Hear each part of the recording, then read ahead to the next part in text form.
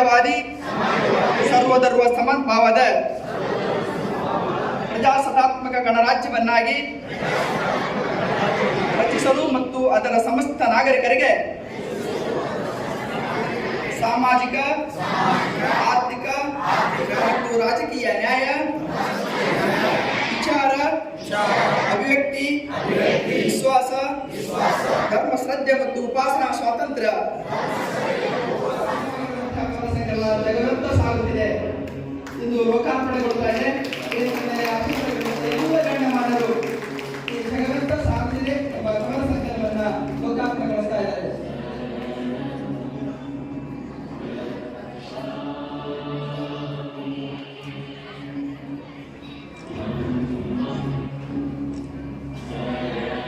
Doctor cinema ಅವರ ಜಗವಂತ ಸಾಗುತ್ತಿದೆ ಸಮರ ಸಂಕಲ್ಪದ ಲೋಕಾರ್ಪಣೆ.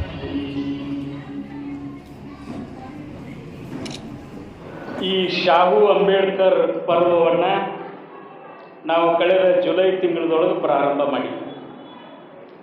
ಶಾಹು ಮಹಾರಾಜರ ಜಯಂತಿಯನ್ನು ನೆಪ ಮಾಡಿಕೊಂಡು ಜುಲೈ 26ನೇ ತಾರೀಕು ಅವರ ಜಯಂತಿ. ಅವರ ಜಯಂತಿದಿಂದ ಹಿಡ್ಕೊಂಡು ಈಗ 3ನೇ ಕಾರ್ಯಕ್ರಮ ಇದೆ. ಬಾಗಲಕೋಟದೊಳಗೆ ಚಾಲು ಮಾಡಿದ್ವಿ ಮೊದಲನೇ ಕಾರ್ಯಕ್ರಮ, 2ನೇ ಕಾರ್ಯಕ್ರಮ ಬಾದಾಮಿಯೊಳಗಾಯ್ತು, 3ನೇ ಕಾರ್ಯಕ್ರಮ ನಿಮ್ಮ ಇಲ್ಕಲ್ದೊಳಗೈತಿ, 4ನೇ ಕಾರ್ಯಕ್ರಮ ಬೀಳಿಗೆ ಒಳಗೆ ನಡೀತೈತಿ, 5ನೇ ಕಾರ್ಯಕ್ರಮ ಮುದೋಳದಾಗ ಆಗ್ತೈತಿ, 6ನೇ ಕಾರ್ಯಕ್ರಮ ತೇರದಾವದೊಳಗಾಗತ್ತೆ, 7ನೇ ಕಾರ್ಯಕ್ರಮ ಜಮಖಂಡಿ ಒಳಗಾಗತ್ತೆ, ಕೊನೆ ಕಾರ್ಯಕ್ರಮ ಮತ್ತೊಂದು ಸಾರಿ ಇದು ಬಾಗಲಕೋಟದೊಳಗೆ ಸಮಾರೋಪ ಆಗುತ್ತೆ. ಅಂದರೆ ನಮ್ಮ ಜಿಲ್ಲೆಯ ಪ್ರತಿ ತಾಲೂಕುದೊಳಗೂ ಕೂಡ ಈ ಮೀಸಲಾತಿ ಬಗ್ಗೆ, ಮೀಸಲಾತಿ ಅಂದ ತಕ್ಷಣ ಭಾಳಷ್ಟು ಗೊಂದಲ ಅದಾವೆ ಈ ದೇಶದ. ಪ್ರತಿದಿನ ಭಾಳಷ್ಟು ಗೊಂದಲಗಳನ್ನು ಹೊತ್ಕೊಂಡು ಚರ್ಚೆ ಮಾಡ್ತಕ್ಕಂಥ ಸಬ್ಜೆಕ್ಟ್ ಯಾವುದಂದ್ರೆ ರಿಸರ್ವೇಷನ್, ಮೀಸಲಾತಿ. ಸೊ ಮೀಸಲಾತಿ ಅಂದ ತಕ್ಷಣ ಭಾಳ ಜನ SC STಗೆ ಸಂಬಂಧಪಟ್ಟದ್ದಂತೇಳಿನ ಚರ್ಚೆ ಮಾಡ್ತಾರೆ. ಈ ಮೀಸಲಾತಿ ಇರೋದರಿಂದ ಸಮಾಜ ಜಾತಿಗಳಾಗಿ ಛಿದ್ರ ಆಗೈತೆ ಅಂತ ಈಗಲೂ ಕೂಡ ಚರ್ಚೆ ಮಾಡಕತ್ತಾರೆ. ಈ ಮೀಸಲಾತಿ ಇರೋದರಿಂದ ದಕ್ಷತೆ, ಪ್ರತಿಭೆ ಹಾಳಾಗಕತ್ತೈತಿ ಅಂತ ಚರ್ಚೆ ಮಾಡಕತ್ತಾರೆ. ಮೀಸಲಾತಿಯನ್ನು ಒಂದೇ ತಲೆಮಾರಿನವರಿಗೆ ಕೊಡಬೇಕಾಗಿತ್ತು, ಅದನ್ನು 70 ವರ್ಷ ಮುಂದುವರಿಸ್ಕೊಂಡು ಹೊಂಟಾರ, ಅದು ಆಗಬಾರ್ದಾಗಿತ್ತು ಅಂತಲೂ ಕೂಡ ಚರ್ಚೆ. ಮೀಸಲಾತಿಯನ್ನು ಜಾತಿ ಆಧಾರ ಮ್ಯಾಗ ಕೊಡಬಾರ್ದಾಗಿತ್ತು, ಆರ್ಥಿಕ ಮಾನದಂಡಗಳ ಆಧಾರ ಮ್ಯಾಗ. ಯಾಕಂದ್ರೆ ಎಲ್ಲ ಜಾತಿ ಒಳಗೂ ಎಲ್ಲ ಧರ್ಮದಾಗೂ ಬಡವರು ಅದಾರ, ಬಡತನನ ಆಧಾರ ಆಗಿಟ್ಕೊಂಡು ಮೀಸಲಾತಿಯನ್ನು ಕೊಡಬೇಕಾಗಿತ್ತು. ಈ ಥರದ್ದು ತರಹೇವಾರಿ ಚರ್ಚೆಗಳು, ಗೊಂದಲಗಳು ಸಮಾಜದೊಳಗೆ ಪ್ರತಿದಿನ ದೇಶದ ಒಂದಲ್ಲ ಒಂದು ಮೂಲೆ ಒಳಗೆ ಚರ್ಚೆ ಮಾಡಕತ್ತಾರೆ. ಸಂವಿಧಾನದೊಳಗೆ ಮೀಸಲಾತಿ ಬಂದು 70 ಚಿಲ್ಲರೆ ವರ್ಷಗಳಾದರೂ ಕೂಡ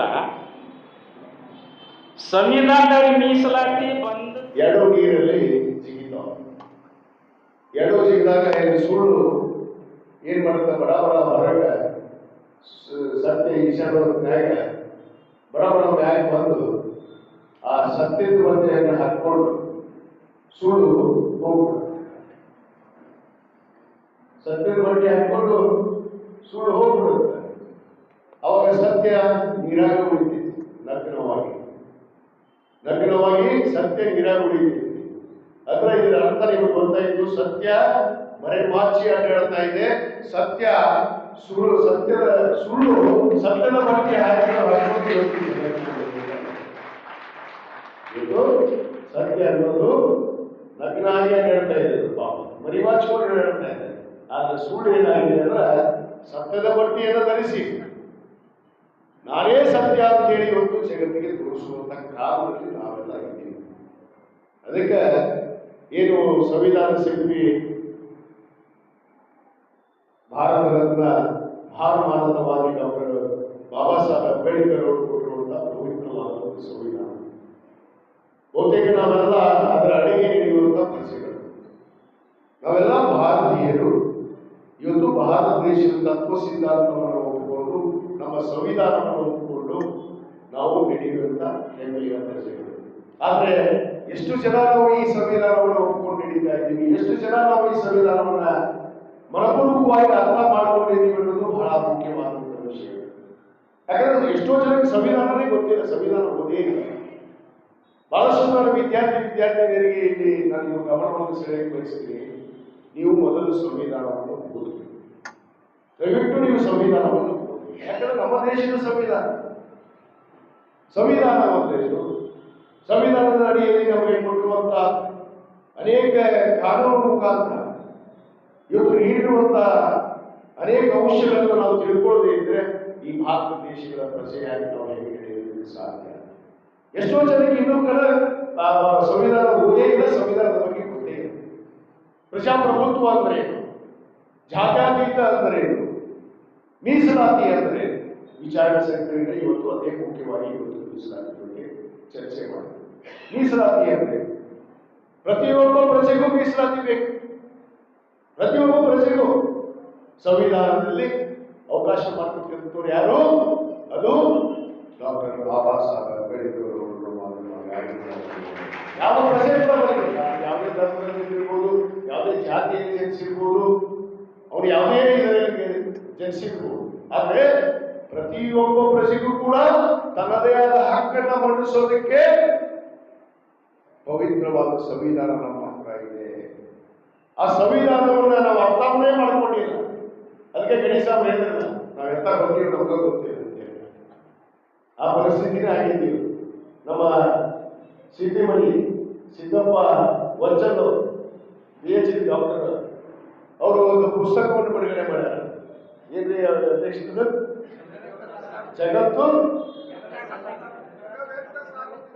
ಜಗವೆತ್ತ ಸಾಗುತ್ತಿದೆ. ನಿಜವಾಗ್ಲೂ ಜಗ ಎತ್ತಾಗ ಸಾಕೈತಿ, ನಾವು ಎತ್ತಾಗ ಹೊರಟಿವಿ ಅನ್ನೋದು ನಮಗೆ ಗೊತ್ತಿಲ್ಲ. ಆ ಪರಿಸ್ಥಿತಿಯಲ್ಲಿ ಕೆಲವಷ್ಟು ಜನ ಇದ್ದಾರೆ. ಅದರಲ್ಲಿ ನಮ್ಮ ಯುವಕರು, ವಿದ್ಯಾರ್ಥಿಗಳು, ಇವತ್ತು ಯುವತಿಯರು ಕೂಡ ನೀವು ಅರ್ಥ ಮಾಡ್ಕೊಳ್ಬೇಕು. ದಯವಿಟ್ಟು ನಾನು ವಿನಂತಿ ಮಾಡ್ಕೊಳ್ತೇನೆ, ನಾವು ಭಾರತ ದೇಶದ ಸಂವಿಧಾನವನ್ನು ಓದಲೇಬೇಕು.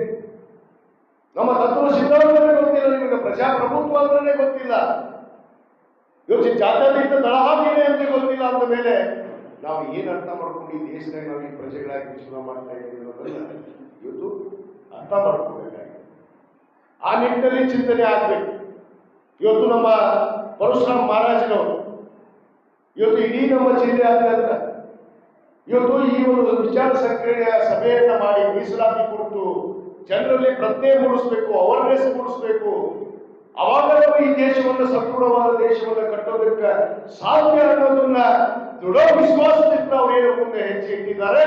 ಅದಕ್ಕೆ ನಾವು ವೇದಿಕೆ ಮೇಲೆ ಕೂತಂತವರು, ಇಲ್ಲಿ ಉಳಿದಂತವರು, ನಾನು ಎಲ್ಲರಿಗೂ ವಿನಂತಿ ಮಾಡ್ಕೊತೇನೆ, ನಾವೆಲ್ಲ ಕೂಡ ಬೆಂಬಲವಾಗಿ ಅವರು ಹೇಳದಂತೆ ನಾವು ಅವರ ಜೊತೆಗೆ ಇರ್ತೀವಿ ಅನ್ನುವಂಥ ಭರವಸೆಯನ್ನು ನಾವು ಈ ಸಂದರ್ಭದಲ್ಲಿ ಅವ್ರ ಜೊತೆಗೆ ನಾವು ಹೆಗಲಕೊಟ್ಟಾಗಿ ಕುಡಿಯಬೇಕಾಗಿದೆ. ಯಾಕಂದ್ರೆ ಈ ದೇಶದ ಸಂವಿಧಾನವನ್ನು ಉಳಿಸಬೇಕು, ಈ ದೇಶದ ಪ್ರಜಾಪ್ರಭುತ್ವವನ್ನು ಉಳಿಸಬೇಕು, ಈ ದೇಶದ ಜಾತ್ಯತೀತ ತತ್ವವನ್ನು ಉಳಿಸಬೇಕಾಗಿದೆ. ಇಲ್ಲ ಅಂದ್ರೆ ಇನ್ನೇನು 2.5 ವರ್ಷ ಗುಲಾಮಗಿರಿ ನಾವು ಕಂಡಂತ ದಿನಗಳನ್ನು ನಾವು ನೆನಪಿಸ್ಕೋಬೇಕಾಗಿದೆ. ಯಾಕಂದ್ರೆ ಸುಳ್ಳಲ್ಲ, ಇತಿಹಾಸ ಆಗಿದೆ. ಭಾರತ ದೇಶದ ಇತಿಹಾಸವೇ ಏನಿದೆ, ನಾವು ಗುಲಾಮಗಿರಿ ಮಾಡಿ ಬಂದಂತವ್ರು 12ನೇ ಶತಮಾನದಾಗ ಹೋದಾಗ ನಾವು ಹೀಗಾಗಿದ್ದಾರೆ. ಅದಕ್ಕಿಂತ ಪೂರ್ವದಲ್ಲಿ ಏನಿದ್ವಿ? ಸೂತ್ರ. ನಾವೆಲ್ಲರೂ ಸೂತ್ರ, ಲಿಂಗಾಯತರಾಗಿಯೂ ನಾವು ಸೂತ್ರ.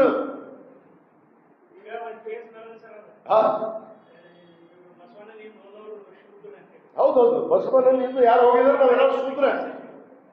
ಮೊನ್ನೆ ಹೀಗೆ ಒಂದು ಚರ್ಚೆ ನಡೀತು. ನಮ್ಮ ಗಣವಂತ ಸರ್ಕಾರದ ನಮ್ಮ ಏನು ಗೃಹ ಸಚಿವರು ಸನ್ಮಾನ್ಯ ಡಾಕ್ಟರ್ ಪರಮೇಶ್ವರ ಸಾಹೇಬ್ರ ಜೊತೆ, ವಿಜಯಾನಂದ ನೀವೆಲ್ಲ ಲಿಂಗಾಯತರು ಇಷ್ಟು ಚಂದ ಇವತ್ತೇ ಸುಳ್ಬರ್ತೀವಿ ಅಂದ್ರೆ, ಹೌದು ಸರ್, ಲಿಂಗಾಯತರಾಗಿದ್ದಕ್ಕೆ ಸುಳ್ಬರ್ತೀವಿ, ಆ ಧರ್ಮದ ಹುಟ್ಟಿನಿ, ಬಸವಣ್ಣ ನಮ್ಗೆ ಹೇಳಿಕೊಡ್ತಾರ ವಿಭೂತಿ ಹಚ್ಚಬೇಕು ಅಂತ ಹೇಳಿ ಆ ಧರ್ಮ ಪಾಲನೆ ಮಾಡಾಕತ್ತೀವಿ ಅಂತ ಹೇಳಿ. ನೀವು 12ನೇ ಶತಮಾನದ ಪೂರ್ವದಲ್ಲಿ ಏನಿದ್ರಿ ಅಂದ್ರು,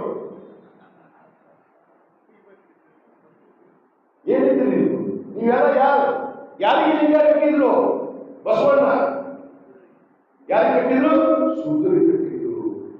ಏನು ಅಸ್ಪೃಶ್ಯತನ ಅಂತ ಹೇಳ್ತೀವಿ, ಅನ್ಟಚಬಲ್ ಅಂತ ಹೇಳ್ತೀವಿ, ಅವರಿಗೆ ಲಿಂಗವನ್ನು ಕಟ್ಟಿ ಸಮಾನತೆಯನ್ನು ಕೊಟ್ಟಂತ ಪುಣ್ಯಾತ್ಮ ಅಣ್ಣ ಬಸವಣ್ಣನವರು. ಇವರು ನಮಗೇನಿತ್ತು? ನಮಗೇನಿತ್ತು? ಸ್ಥಾನ ಇದೆ, ಗೌರವ ಇದೆ. ಆ ಗೌರವವನ್ನು ಕೊಟ್ಟಂತ ಪವಿತ್ರವಾದ ಸಂವಿಧಾನ. ಅದಕ್ಕೆ ಆ ಸಂವಿಧಾನವನ್ನ ಉಳಿಸ